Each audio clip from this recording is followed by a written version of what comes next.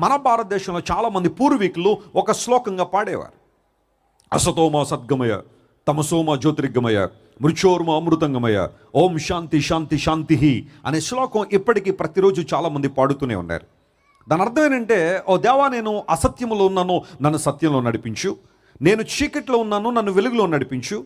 నేను మరణంలో ఉన్నాను, నన్ను జీవంలో నడిపించని ప్రతి మనిషి భాషలు వేరైన భావం ఒకటే గనుక అందరూ ప్రార్థన చేస్తూ ఉంటే, యేసుక్రీస్తు ప్రభువారు ఎందుకు ఈ లోకానికి వచ్చారు అంటే, దేవుడు మనిషిగా ఎందుకు వచ్చారు అంటే, మానవుడు అడుగుతున్న ప్రతి ప్రశ్నకు సమాధానంగా నిలబడాలనే దేవుడి లోకానికి వచ్చాడు.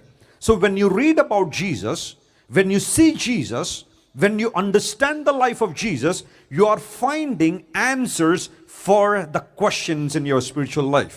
ఆధ్యాత్మిక జీవితంలో నీకున్న ప్రతి ప్రశ్నకు సమాధానాన్ని యేసు ప్రభువులో చూడగలవు. ఎందుకోసం అంటే, దేవుడు ఖచ్చితంగా మానవుని యొక్క పరిష్కారం దొరకని సమస్యలకు ఆయన పరిష్కారం అయి ఉంటాడు.